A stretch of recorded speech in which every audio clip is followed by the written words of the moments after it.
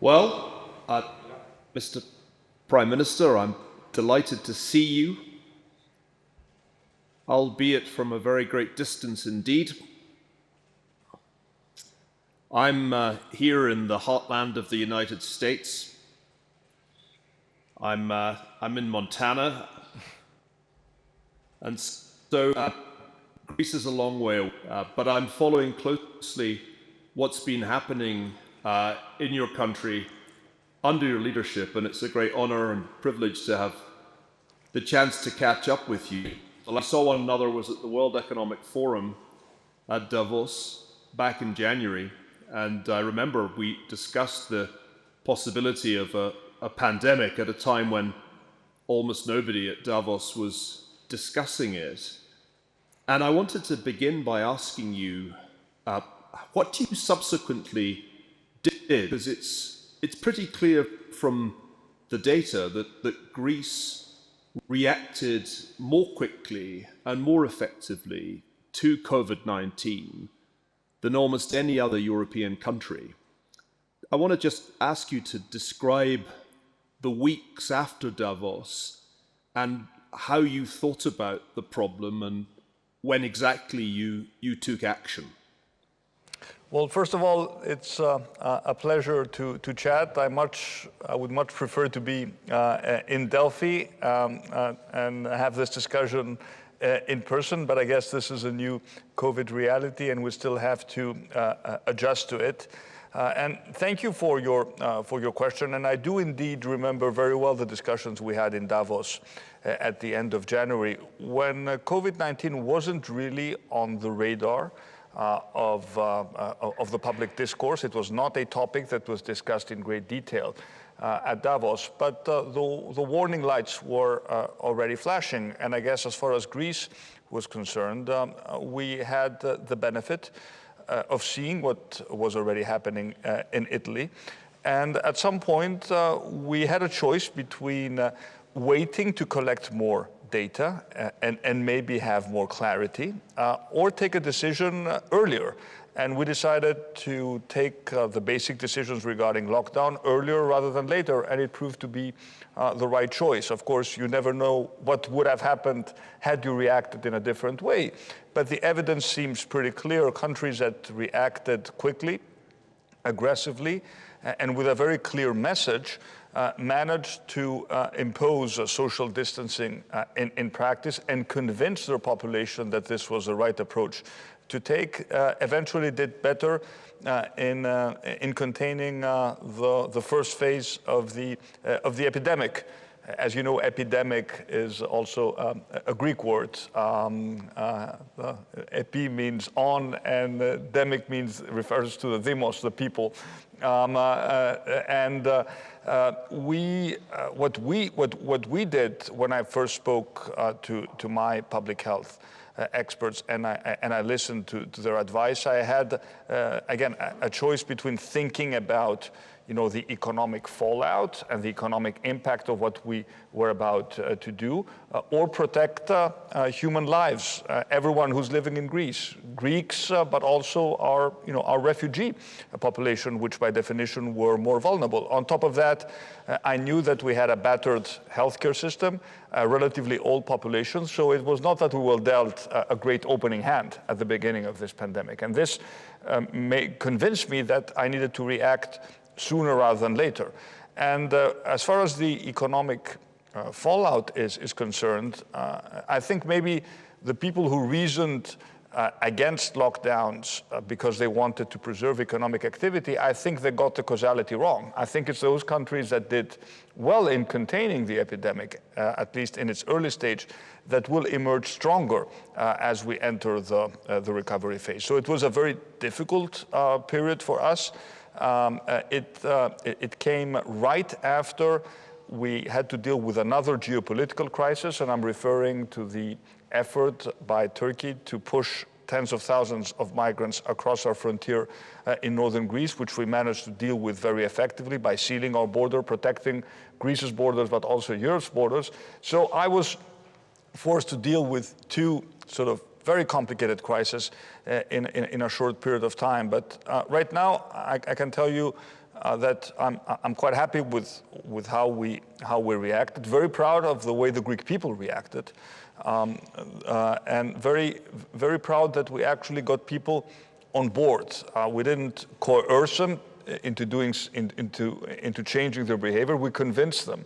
And in a country that had its history, as you know, over the past decade of some civil unrest, it was very important that all this happened extremely peacefully. Very little conspiracy theory, floating around. Everyone was convinced that this was the right thing to do. And one of the reasons why I think we succeeded was because we gave the experts the floor and we let them do the talking, and we depoliticized essentially what is a public health crisis. Well, I'm sure your Greek audience is familiar with the data, but just for any non-Greek listeners or viewers, it's worth noting that with just over 3,000 cases, 183 deaths, and around 1,300 people regarded as recovered, Greece really has exceptional statistics from the COVID-19 pandemic. And it compares favorably even with Germany, which has generally had a good write-up. If you look at the cases per million data, I think Germany even today has 7 times higher a rate of cases in relation to the population. And when you look at the mortality relative to population, Greece is just a quite exceptional success story. And I don't think anybody should underestimate how difficult those decisions were early on before it was really clear the correct response, as all the epidemiologists I respect have long argued, is early action. And those countries that decided on the opposite course, which includes the United States and the United Kingdom, have paid an extremely heavy price in terms of excess mortality. Of course, you can't really talk about this pandemic as if it's over. Most pandemics historically last years, 2 years in the case of most modern pandemics. So I wanted to now look forward and ask how you're thinking about reopening, returning life to normal, and what measures, what precautions you have in place to deal with any new outbreaks. First of all, we've started gradually reopening our economy, and we've done so over the past month. So far, it has been relatively successful, with one exception of a small, very regional outbreak in northeastern Greece, which I think we have managed to contain. We haven't seen any significant uptake in the number of new cases, and the number of people in our ICU beds, which in my mind is probably the most important indicator, because all countries have different testing strategies. What we need to look at is really mortality and the number of people that are actually hospitalized from COVID. It keeps going down. I think we have maybe 13 or 14 people across the country in total in ICU beds from COVID. So even during the most difficult weeks, we didn't even come close to reaching full capacity when it comes to our public healthcare system. And that was, again, the measure of our success. So what do? We gradually open up. Economic activity has gone back more or less to normal in Greece, but we still need to keep basic precautions, and social distancing rules are here to stay. You're right to point out the pandemic has not been defeated, and I won't get tired telling Greek people that we should not be the victims of our success. We shouldn't relax too much. We still need to be careful, wear masks wherever the experts tell us that we need to wear masks, in public transport or in places where we have to be, by definition, we are in close contact. Still take care of vulnerable people, and still make sure that we get the contact tracing right. We did an exceptionally good job in contact tracing in Greece, because we managed to keep the numbers low. You can do all that if you have small numbers. If the pandemic, breaks out of the small circles that you can contain, then all this becomes extremely difficult and extremely complicated. But of course, for us, and I'm sure you want to ask about that in our discussion, the next big challenge is tourism. How do we open up, and how do we make the success story of dealing with the first wave of the pandemic a success story of opening up the country to tourists, but with rules, and with their protection and their health as our number one priority, and with, of course, protecting the local population, in particular the staff that is actually working in the hospitality business. And I think we have a very well thought out plan. I will be in Santorini on Saturday to sort of launch what is going to be a different tourism season, but we still expect a fair number of travelers to travel to Greece, especially after July 1st, when we will be relaxing most of our measures. So just to dig a bit deeper into that, how are you going to manage the reality that a great many people who come to Greece for a holiday this summer will be coming from countries that did not handle COVID-19 so successfully, and where infection rates are significantly higher? Will tourists be tested on arrival? Are you going to have some kind of quarantine in place? I certainly know that in some Asian countries, the measures are pretty strict for people coming in from abroad. It takes a very long time, for example, to get into Hong Kong these days. So what exactly will happen, and how should tourists considering a trip to Greece prepare themselves for their arrival? Well, first of all, we're doing everything in phases. Right now, I need to point out that you can fly into Greece. There are a few countries where we've limited, where we don't allow flights, but everyone who flies into Athens, which is the only airport that right now accepts international flights, is tested. Everyone has to stay one night in a hotel provided by the Greek state. And the day after, once the tests come out, and overwhelmingly the tests are negative, we've had very, very few positive cases from people traveling into Greece. They're free to go and move around the country. We're going to be moving into phase 2, which is essentially the 2 weeks between June 15th and June 30th. Where we will allow flights into Athens and Thessaloniki from more countries. And essentially there, we are dividing the countries based on a list of airports that was provided by the European authorities into sort of higher risk and lower risk countries.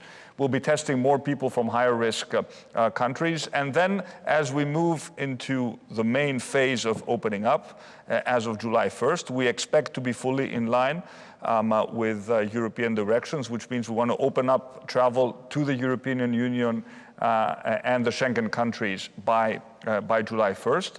And there we will be doing targeted random testing, because of course it is very difficult to test everyone, using a very complicated but I think well-developed algorithm that takes in place epidemiological data from all countries. And of course, by then there still will be some countries where we will not allow visitors to come. I expect the UK to be on that list still by then. Talking to the United Kingdom, maybe we can establish at some point after July 15th safe corridors that will allow for some traveling from the UK to take place. But for the European Union, we will be open to welcome tourists as of July 1st. But of course, we will do it in a very different way. There will be social distancing at our hotels. You will still be able to get a full Greek experience. But for example, we encourage people to be outside. This is very important for us because we know that the transmission rates outside are a fraction of the transmission rates inside. So we want to push people to be outside, which is actually quite easy to do in Greece. But of course, encouraging people to travel to Greece and put them in a quarantine while they travel to Greece sort of defeats the purpose. So I think we need to strike a right balance. We have all the infrastructure in place to deal, God forbid, with any sort of small regional outbreak. We've ramped up our testing capacity.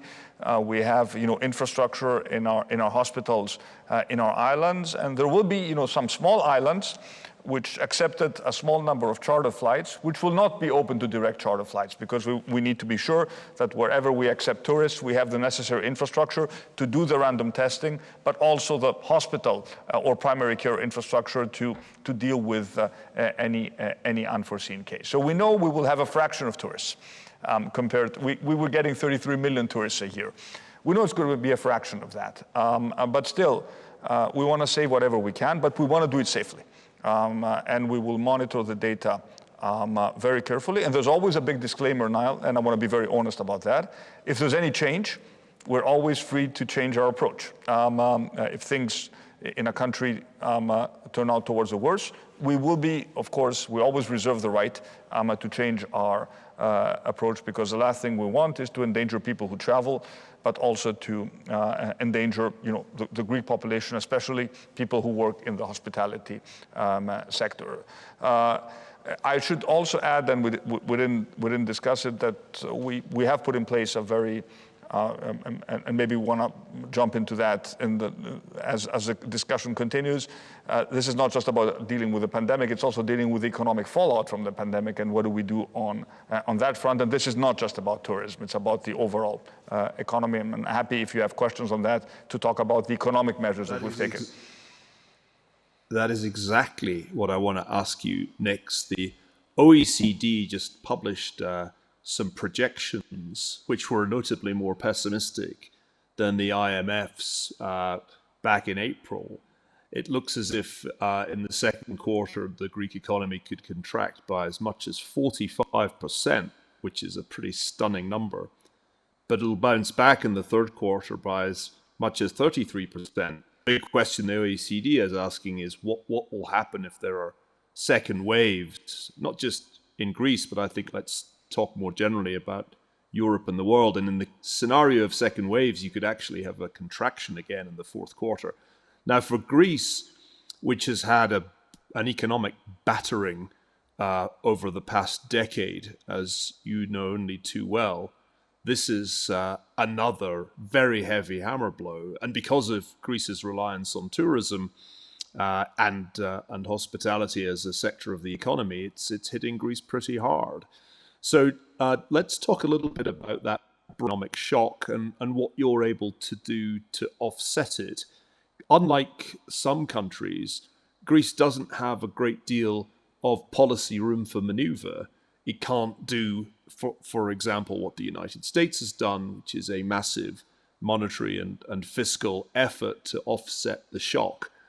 So in some ways, you're in one of the tightest economic spots of any country, because you can't, in fact, ramp up your deficit and you can't have an independent monetary policy. Tell us a little bit about dealing with the biggest economic shock since the Great Depression with almost no policy levers that you can pull. Well, first of all, today we have more policy levers than we had 6 months ago. And let me explain why. First of all, we managed to make sure that Greek bonds are included in the bond purchasing program of the ECB. That was not the case until very recently. Also, as you know, there are exceptions which also apply to Greece regarding fiscal rules for 2020, and I do expect that those exceptions are probably also going to be put in place for 2021. You remember we've had these discussions. Greece was forced to produce a very high primary surplus of 3.5%. This is no longer the case, so we will be running a deficit, as most countries will be, because we need to support the real economy. So, and we've also been able to regularly tap the international capital markets and to replenish our cash buffer.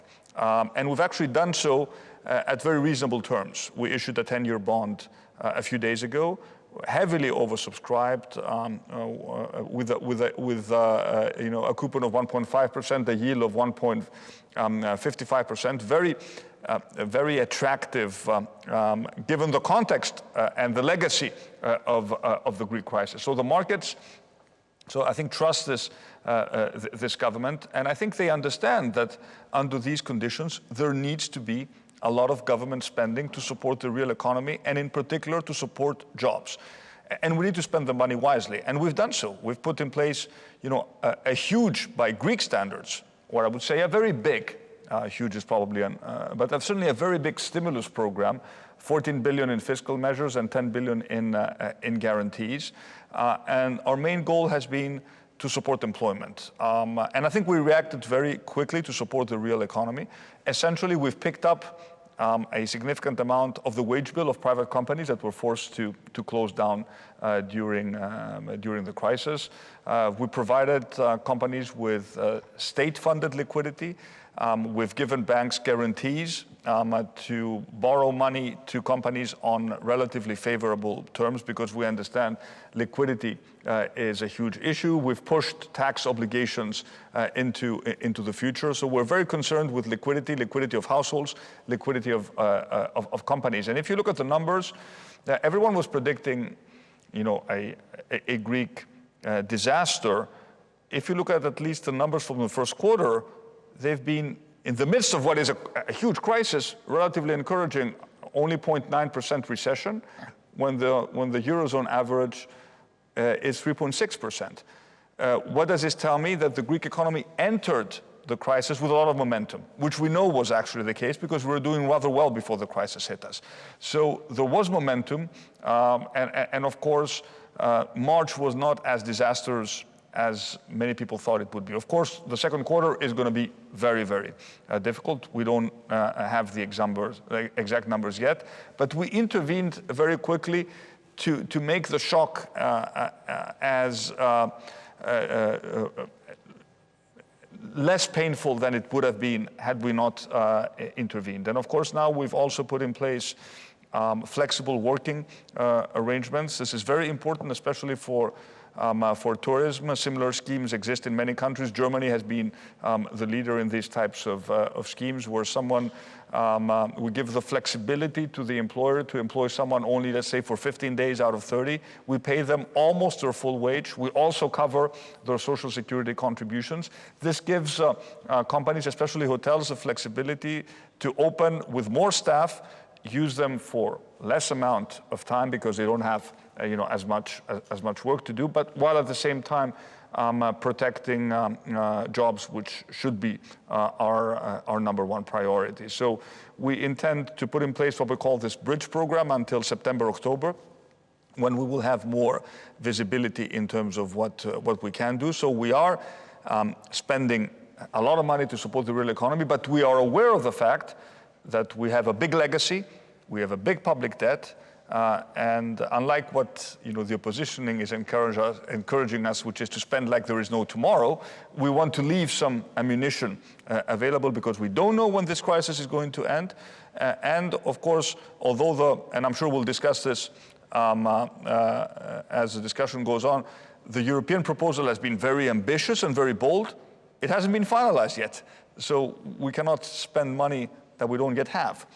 We first need to finalize the European proposal, have it signed and sealed and approved by the Council, and then we will know exactly how much room we have to maneuver and how much additional fiscal space we can use to support the economy during this very difficult period.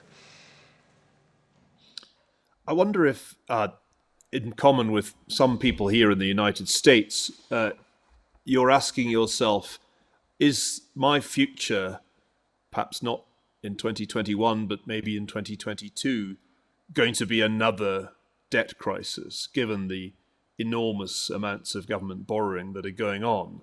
Right now, we're all focused on the public health emergency and the need to keep the economy from imploding, but it does imply an even higher Greek debt tomorrow, as you say. So how do you think about that? Or is it something you just don't think about right now because your focus is entirely on the problems of 2020? I think we will be moving towards a world where we will need to accept the fact that there will be more debt. The question is on whose balance sheet? And that is why the discussion within the European Union is so important. And that is why we've made the argument, which the Commission, but also the big countries, France, Germany, accepted in principle, is that you need to support the economies that were hit and that are also have a legacy of debt through grants and not through additional loans. And this is the direction of the proposal of the Commission, which I think is absolutely right. The Commission has put forward a very ambitious proposal. It has put its money where its mouth is. It includes a significant amount of grants to support countries that have been hit, and a mechanism for the Commission itself to issue debt at the European level. So the question is, where is the debt actually going to be issued? Now, the Greek debt has certain peculiarities. It is quite big as a percentage of GDP, but with relatively debt repayment obligations until 2032. And of course, as long as interest rates stay low, and I do expect them to stay low for the foreseeable future, and I expect central banks to keep interest rates low and to keep on supporting the system and the banking system with additional liquidity. I don't think this is sort of a question that needs to be addressed urgently. But in order for this to happen, we need to make sure as a European Union that we go down the path that the Commission has proposed, which means the ability to issue debt at the Commission level and to support member states primarily through grants and not through loans, provided, of course, that these grants will be used in a wise manner. They will not be spent necessarily on handouts and on subsidies, but they will be used to actually make our economies more resilient and more competitive. And this is what we intend to do.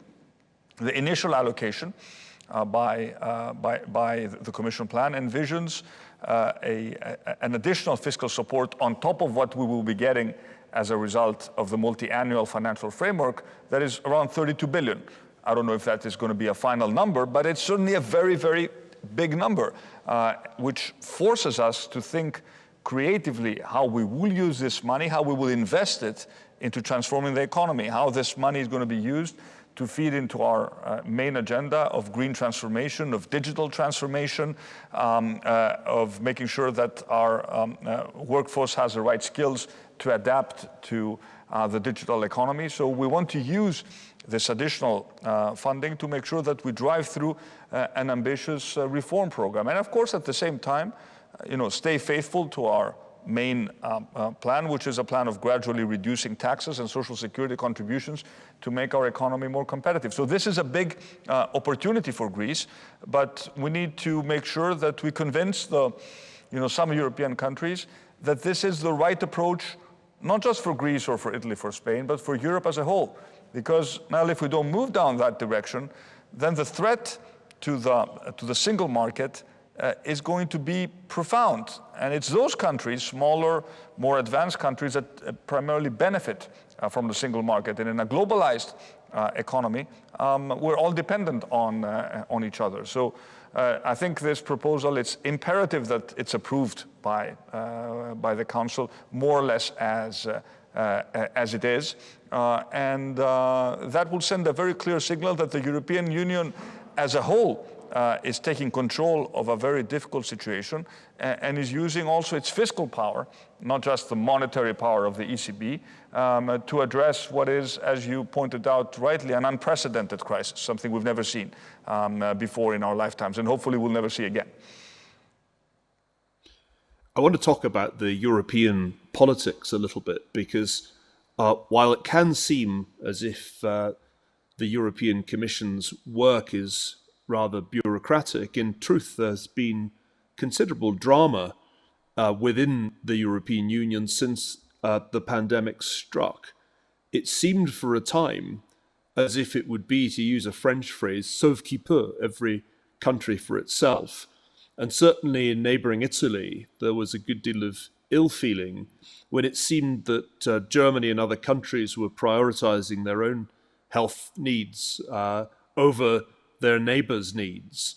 Now, that didn't arise in the case of Greece for reasons we've discussed, but you've obviously had a ringside seat, a seat actually on stage as these political dramas have unfolded.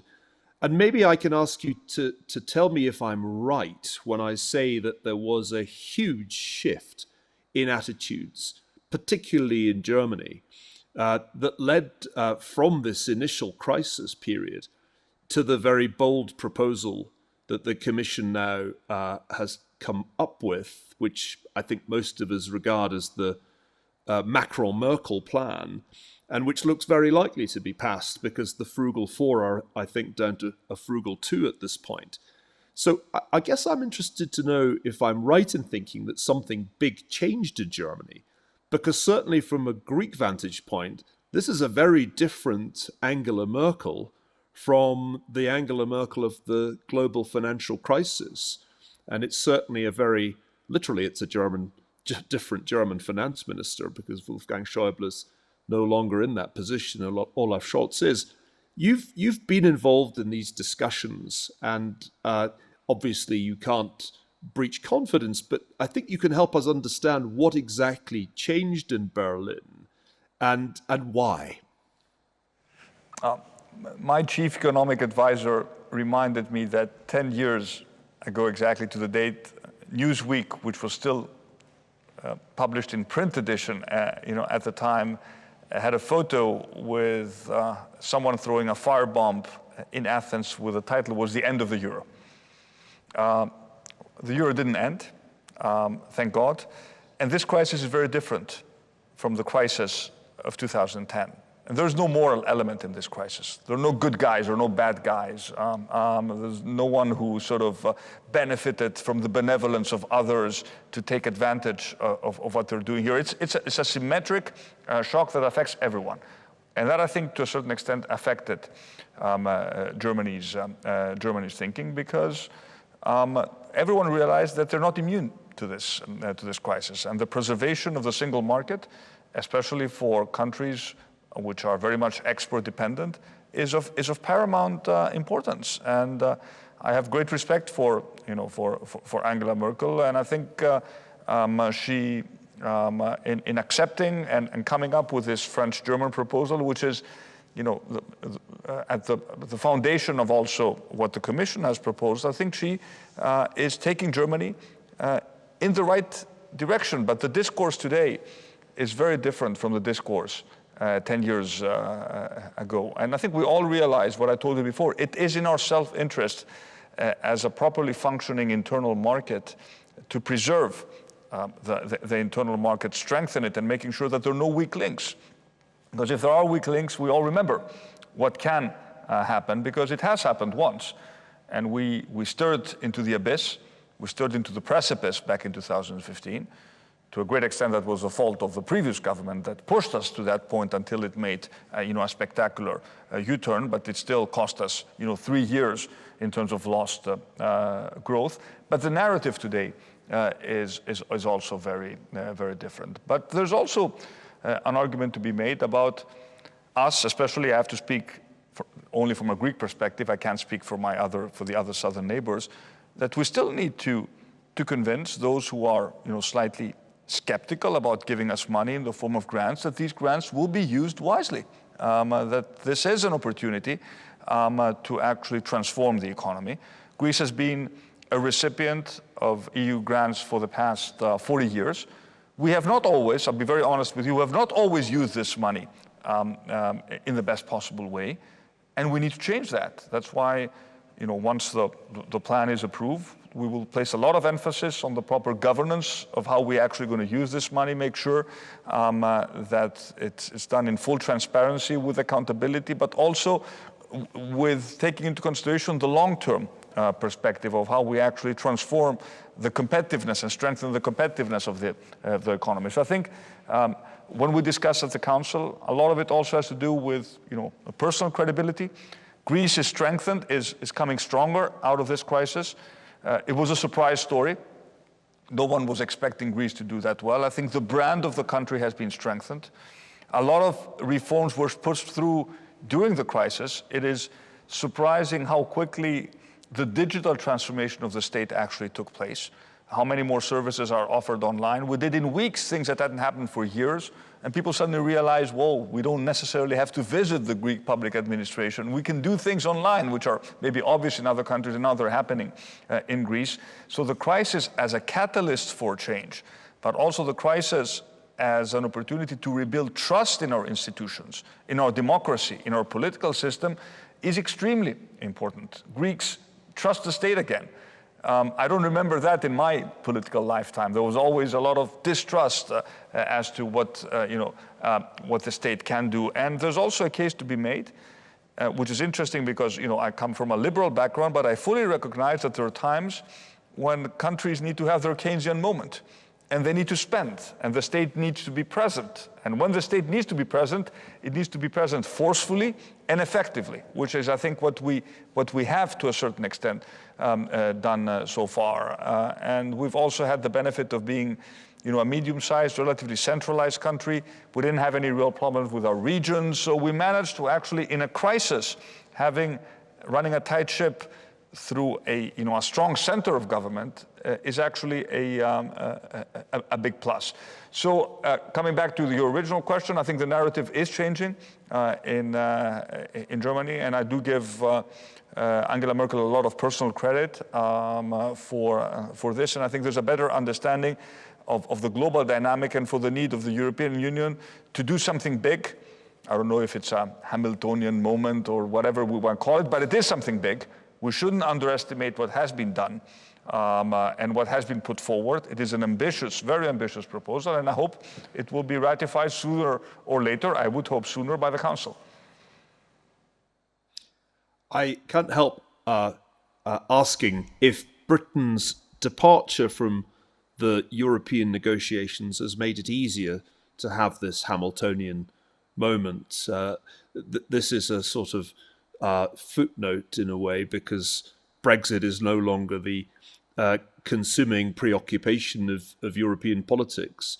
But it occurs to me that if Britain was still in the room, it probably wouldn't be helping in the direction of fiscal integration and that Hamiltonian moment. That's an allusion, in case anyone is wondering, to Alexander Hamilton, the first American Treasury Secretary who created a sort of mutualization of the debts of the founding American states. I'm not sure if Europe is quite there, but I'm pretty sure that if Britain was still in the European Union, it would be about the least enthusiastic member with respect to that kind of fiscal integration. Do you miss Britain?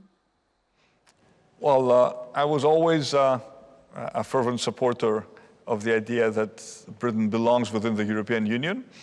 I wasn't, I'm relatively new to the Council, so I hadn't the chance to interact with, British prime ministers at the level of the Council. Only had one interaction with Boris Johnson at the level of the Council. So it is a hypothetical question. I don't know, how the United Kingdom would have reacted in these negotiations. I know that in previous budget negotiations, if you look back to 2014, it was difficult to agree a budget, but it is a hypothetical question. I think what we need to do is to agree, phase 2 of Brexit. I don't know if we can keep our timetables. I'm concerned, given the fact that a lot of our focus now is on COVID. But again, it's up to the British government to decide whether they want to ask for any sort of extension to the negotiation. I'd go with the second best option, which is an honest relationship with the United Kingdom that is going to be fair to all parties involved. And there's no doubt that the European Union will continue to negotiate with the United Kingdom as one. And that's something we have succeeded in doing, and we will continue to do so. Can I use the remaining 5 minutes that we have to turn to the global geopolitical questions of our time? You've already alluded to the political or geopolitical crisis that already confronted you over Turkey's treatment of refugees earlier, and I wanted to come back to that in just a moment. But if I take a step back and look at the world in mid-2020, I'm very struck by the fact that what I called Cold War II last year between the United States and China has only intensified during the pandemic on a whole range of issues. And it doesn't feel like a world in which international order is functioning terribly well. The World Health Organization doesn't seem to have covered itself in glory, to the point that President Trump intends to withdraw from it. Henry Kissinger, whose biography I am in the midst of writing, wrote an interesting op-ed a few weeks ago, arguing that that there was a fundamental crisis of world order that we confronted. From the vantage point of the Greek Prime Minister, does it feel like a world disorder? And what does that imply for Greece? Because Greece has to worry about more than just the other European Union member states. It has to think about a pretty unstable neighborhood to the east and to the south. First of all, I agree with your assessment. The world order as it was sort of put in place after World War II, and I think served overall the world, pretty well, and had at its foundation, a strong transatlantic alliance, is certainly under pressure. I think this intensifies and makes the European Union much more relevant, and that is why I focus so much on making sure that we speak as one when it comes to the European Union, both on the economic front, but also on the geopolitical front. And that is why it's important to speak with one voice when it comes to the big geopolitical questions regarding our neighborhood. You know that our relationship with Turkey has been difficult, and Turkey has been extremely provocative in its activities over the past months, especially when it comes to signing what we consider to be a null and void agreement with Libya regarding the delimitation of maritime zones. You just have to take a look at the map to understand why this agreement doesn't make any sense whatsoever. We, on the other hand, as Greece, signed an agreement with Italy regarding the delimitation of our maritime zones with full respect to international law and the United Nations conventions on the law of the seas. That is the way we solve our problems in our neighborhood, and hopefully we can convince everyone that this is the way to behave, and not through unilateral aggressive moves. But when it comes to our relationship with Turkey, it is not just a Greek-Turkish problem, it's an EU-Turkey problem. Greece is a member of the European Union. Our security concerns are also the security concerns of the Union. When we're guarding our borders and when we're protecting our borders, we are protecting the borders of the European Union. I should remind you that when the crisis struck in the beginning of March, when we had this attempt of refugees and migrants under the guidance of Turkey, with the encouragement of the Turkish government to cross into Greece, and we succeeded in protecting our borders. 2 days later, the leadership of the European Union showed up at our northeastern borders as an indication of solidarity. So this is not just about Greek-Turkish differences. It's about the whole context of the relationship between the European Union and Turkey. And if Turkey is thinking about violating sovereign rights of the Hellenic Republic, not only will it get a response from Greece, I am pretty sure it will also get a response from Europe. This is not the path which I would like to take, but everyone needs to be aware that there will be severe consequences should that happen. Now, on the other hand, we're always open to talk with Turkey on the main issue which we have on the table, which is a question of the delimitation of our maritime zones. And as I've said, we can have an honest discussion, and if we finally agree to disagree, there are always ways of taking this issue to International Court in The Hague under a common agreement of how we can resolve this issue, but always with full respect to international law. This is not a time for gunboat diplomacy. This sort of logic belongs to a different century, and that's not the way to solve problems in our neighborhood and to have good neighborly relations, which I fundamentally believe Greece and Turkey should have. And we're destined by geography to live together. We have, common interests. I mean, the relationship shouldn't be as tense as it is now, but it is not. I'm absolutely convinced that it's not our fault. You haven't mentioned NATO other than obliquely when you mentioned the transatlantic alliance, and yet it complicates life that the Greece and Turkey are also members of NATO. Seems a while ago now, but it isn't that long ago that President Macron described NATO in rather inflammatory terms as brain dead. Is that how NATO strikes you, or does it still have a meaningful role to play in international order? I wouldn't share that assessment. I think it was certainly, if it was a wake-up call, it certainly served its purpose, but I wouldn't agree with that assessment. I think NATO is an important pillar of the transatlantic relationship, but frankly,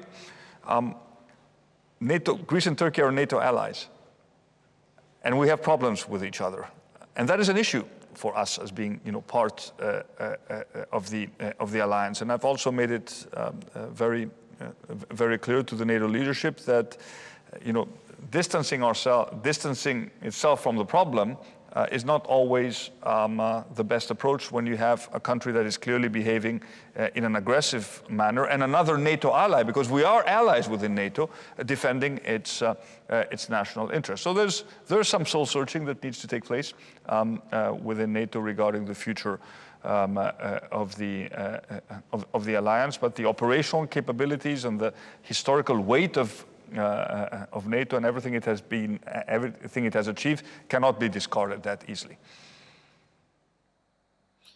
Well, I think we're rapidly running out of time, and I don't want to overrun, as I'm sure you have a packed schedule as always. I must say I struggle to imagine how one does the job of Prime Minister in the midst of a pandemic. It must be tremendously difficult to do things virtually that you normally do in the same space and same time as your colleagues. I guess it maybe isn't so surprising that Greece has handled the pandemic as well as it has. After all, I was reading Thucydides just the other day on this subject. Greece has been grappling with the problems of plague since the days of Pericles, the heyday of Athenian democracy. So you have some experience with this, maybe a bit more than we in the United States, to put it mildly. Let me just conclude this with a final personal question. How is the pandemic affecting you as an individual, as a family? Some people find it extremely exhausting. There's been a huge explosion of frustration in the United States, which I think has as much to do with being cooped up for 2 months as it has with any of the questions that people have taken the streets to protest about. How has COVID-19 affected your life in this high-pressure position, which normally would involve you in meeting dozens and dozens of people every day? How's it affected you? How's it affected your family? Let's wrap on a personal note.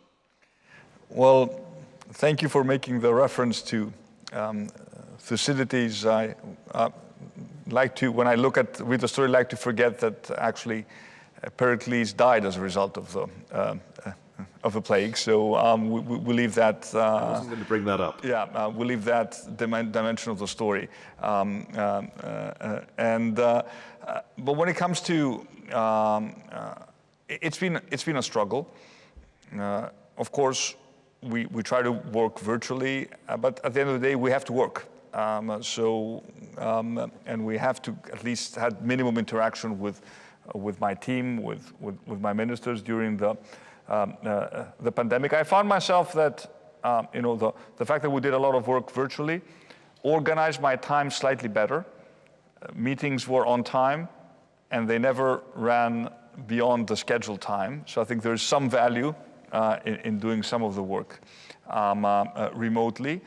But certainly there's a lot of pressure, and it certainly made me, reevaluate also my personal priorities to a certain extent. And I think the big lesson I learned is how do you take quick decisions under extreme pressure and with limited information.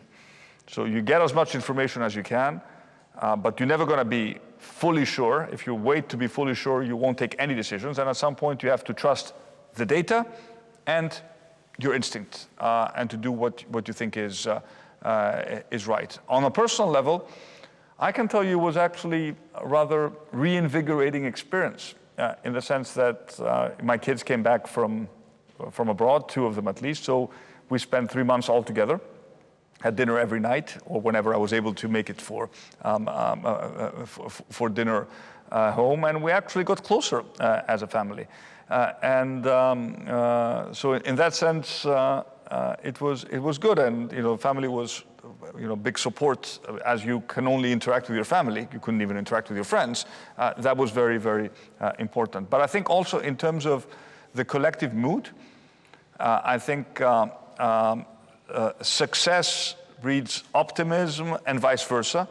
People felt proud again that we managed to do something which a lot of people thought was important, remarkable, or at least successful. And that made people feel better. So if you look at surveys now, even people understand that we're faced with a huge economic crisis, but there's still a degree of optimism, which I think comes out of the fact that we defied expectations and we felt proud again. As you know, pride is important, very important in terms of collective identity. And of course, even during the very difficult days, there's a stress. There's waking up every morning, 6 o'clock in the afternoon, you get the data regarding the infections. And at 6 o'clock in the morning, you get the data regarding what's happening on the migration front. So this is a constant, cycle of things happening, and you'd have to deal with a lot of unforeseen events. But as you Anglo-Saxons say, if you can't take the heat, you shouldn't be in the kitchen. Well, you gave me a subtle hint there about keeping this meeting on time, and so I'm going to take the cue and simply thank you, Kyriakos Mitsotakis, Prime Minister of the Hellenic Republic, for this virtual fireside chat, and also take the opportunity to wish you and your country the very best of luck in this very challenging plague year of 2020. I look forward with hope that we'll be able to do this in a real space, real time way at Delphi in 2021. Thank you. Once again, keep safe, and hope to see you soon in Greece. Thank you very much. Thank you.